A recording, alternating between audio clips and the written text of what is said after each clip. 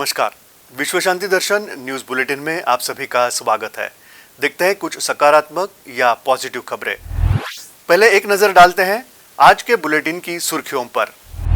एक पिता ने किया अपने बेटी को सैल्यूट। कोरोना के बावजूद बिकने लगे केले के पत्ते, मिली किसानों को राहत। मुंबई जैसे शहरों के लिए वर्षा जल संचयन का एक अनूठा तरीका। वाइल्ड लाइफ फोटोग्राफी की प्रतियोगिता और हंसते हंसाते जानवर। कोरोना के कारण मनुष्य फंसा लॉकडाउन में और वन्य जीव आ गए रास्ते पर। किसी प्रशिक्षण संस्था में प्रशिक्षण पूरा करने के बाद दीक्षांत समारोह और उस समय होने वाली परेड में सहभागी होना सबके लिए गौरव की बात होती है। हाल ही में मसूरी स्थित ITBP अकादमी के दीक्षांत समारोह में ऐसा गर्व का मौका एक भारत तिब्बत सीमा पुलिस निरीक्षक और उनकी बेटी के लिए था। दोनों के चेहरे पर खिली हंसी इस गर्व को प्रदर्शित कर रही थी। भारत तिब्बत सीमा पुलिस निरीक्षक कमलेश कुमार एक गौरवान्वित पिता थे, क्योंकि उन्होंने दीक्षांत समारोह में अपना हाथ ऊपर उठाया था अपनी बेटी दीक्षा को सलामी देने के लिए। सहायक कमांडेंट के रूप में दीक्षा भारत तिब्बत सीमा पुलिस में शामिल होने वाली पहली 2 अधिकारियों में से एक थी। भारत तिब्बत सीमा पुलिस यानी कि ITBP ने 2016 में UPSC परीक्षाओं के माध्यम से महिला लड़ाकू अधिकारियों की कंपनी कमांडर के रूप में नियुक्ति करना शुरू कर दिया था।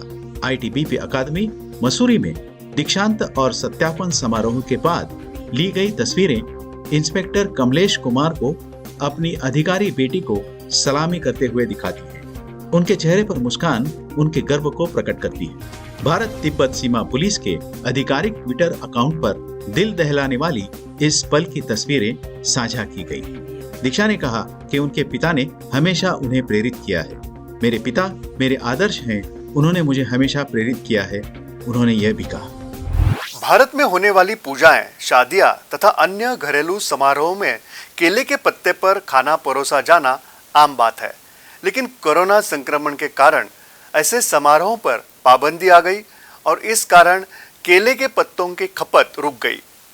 एक वाहन निर्माण कंपनी के निवृत्त कर्मचारी ने ये बात अपने व्यवस्थापकीय संचालक को बताई और सारा नक्शा बदल गया। केले के पत्ते लॉकडाउन के बावजूद फिर से बिकने लगे। कैसे? आइए देखते हैं। ऐसे समय में जब देश कठिन दौर से गुजर रहा है, एक अनूठी पहल शुरू हुई है जो न केवल पर्यावरण के अनुकूल है बल्कि किसानों के लिए भी बहुत बड़ी मदद है। एक पत्रकार ने एक उद्योगपति को इस विचार के बारे में मेल किया और बताया कि इस पहल से किसानों को कैसे मदद मिलेगी। यह विचार तुरंत एक कंपनी के सभी भारतीय कारखानों में लागू किया गया। यह विचार था कंपनी के कैंटीन में स्टील की थालियों की जगह केले के पत्तों पर खाना परोसना। इससे संघर्षरत केला किसानों को मदद मिली है, जिन्हें अपनी उपज बेचने के लिए परेशानी हो रही थी। आज इस कंपनी के पूरे देश में सभी कारखानों में कैंटीन्स में स्टील की प्लेट की जगह केले के पत्तों का उपयोग हो रहा है और किसानों को राहत। जल संधारण का महत्व हर कोई जानता है, लेकिन बहुत कम लोग हैं जो इस विषय में कुछ कर रहे हैं। मुंबई के IT व्यावसायिक शुभोजीत मुखर्जी ऐसे ही एक इंसान है जो जल संधारण, खासकर बरसात के पानी के संधारण को लेकर खुद बहुत कुछ कर रहे हैं और लोगों को भी इस कार्य के लिए प्रेरित कर रहे हैं। उनका यह कार्य केंद्रीय स्तर पर सराहा गया है तथा राज्य मंत्रालय इसे हर शहर में लागू करने के पक्ष में है। देखते हैं मुखर्जी क्या कर रहे हैं। मुंबई के इस पर्यावरण प्रेमी ने वर्षा जल संचयन का एक किफायती तरीका ढूंढ निकाला है। वर्षा जल संचयन करने का उनका सरल उपाय भूजल को रिचार्ज करने के लिए एक भूमिगत फिल्टर बनाना है। जबकि अन्य भारतीय शहर पानी की तीव्र कमी के चपेट में हैं, मुंबई भारी बारिश से जूझ रहा है, जो इसके दैनिक जीवन को प्रभावित कर रहा है। एक तरफ कई निवासी और सरकारी संस्थाएं इस समस्या के समाधान की तलाश में हैं, तो दूसरी तरफ मुंबई में मिशन ग्रीन के संस्थापक शुभोजीत मुखर्जी ने एक बेहद किफायती समाधान ढूंढ निकाला है, जो अधिक पानी बचाने के लिए स्कूलों और निवासी संस्थाओं में भूजल पुनर्भरण में भी मदद कर रहा है। अपनी वर्षा जल संचयन पद्धति की जानकारी देते हुए उन्होंने कहा, आपको हम जल संचय करने के लिए एक पर्कुलेशन पिट बनाने में आपसे रिक्वेस्ट करूँगा कि आप एक पर्कुलेशन पिट अपने सोसाइटी में ज़रूर बनाएं। और ये एक रेन बैरल है जिसको आप ज़मीन के अंदर आप लगा देंगे तो पानी ज़मीन के अंदर जाएगा, ज़मीन ठंडा रहेगा। ऐसे बहुत सारे फ़ायदे हैं। मुंबई शहर में अपनी इस पहल का प्रसार करने के लिए शुभजीत ने इस बात को फैलाने के लिए समाज माध्यम का सहारा लिया है। इस सुविधा को स्थापित करने के लिए वह अपनी सेवा मुफ्त में देने लगे। माझी वसुंधरा अभियान के तहत महाराष्ट्र सरकार ने पूरे मुंबई में 6000 वर्षा जल संचयन व्यवस्था स्थापित करने की योजना बनाई है और शुभजीत मुखर्जी इस योजना के ब्रांड एम्बेसडर हैं। क्या आपने कभी किसी सांप को हंसते हुए देखा है? आप यकीन नहीं करेंगे, लेकिन जानवर हंसते हैं, हंसाते हैं, नाचते हैं और बहुत कुछ करते हैं। वाइल्ड लाइफ फोटोग्राफी की एक प्रतियोगिता में ऐसे ही कुछ चित्र शामिल किए गए। आइए देखते हैं क्या है खबर। इस साल के comedy wild life photo awards के फाइनलिस्ट में शामिल हैं एक हंसता हुआ सांप, एक गुस्सैल पंछी और एक म्यूजिकल कांगारू। आयोजकों ने इस प्रतियोगिता के लिए चुने गए 42 चित्रों में से प्रकाशित किए गए हैं कुछ।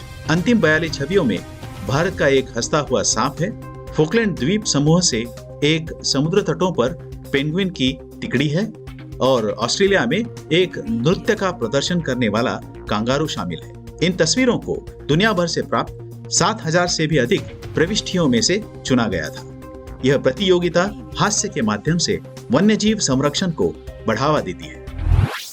लगता है हमारे प्यारे जानवर दोस्त तेजी से शहरीकरण के लिए खोई हुई जमीन को पुनः प्राप्त कर रहे हैं। कोरोना के कारण लगे लॉकडाउन के दौरान कई शहरों की सड़कों पर अलग अलग प्रकार के जानवर दिखाई देने लगे हैं। ट्विटर पर ऐसे ढेर सारे वीडियोज शेयर किए गए हैं। देखते हैं शहरों में आए इन जंगली जानवरों को। नोएडा से लेकर देहरादून तक, कोझिकोड से लेकर ओडिशा तक कई ऐसे वीडियो ऑनलाइन सामने आए हैं जिनमें शहर की सड़कों पर जंगली जानवर दिखाई दे रहे हैं। ओडिशा में कार्यरत एक IFS अधिकारी सुशांत नंदा, जो अक्सर वन्य जीवों के बारे में पोस्ट करते हैं, उन्होंने हाल ही में राजाजी नेशनल पार्क के पास घूमते हुए सांबर हिरणों को वीडियो द्वारा ट्वीट पर शेयर किया है। उन्होंने इस बात की पुष्टि भी की है कि ये वीडियो हालिया और वास्तविक था। एक और वीडियो जो सोशल मीडिया पर देखा जा रहा है वह एक नीलगाय का है, जिसे नोएडा के एक लोकप्रिय मॉल के पास देखा गया है। एक तरफ मनुष्य लॉकडाउन में है और दूसरी तरफ प्रकृति वह सब पुनः प्राप्त करने की कोशिश में जुटी है जो वास्तव में उसी का है। इसी के साथ विश्व शांति दर्शन न्यूज बुलेटिन में यहीं पर रुकते हैं। नमस्कार।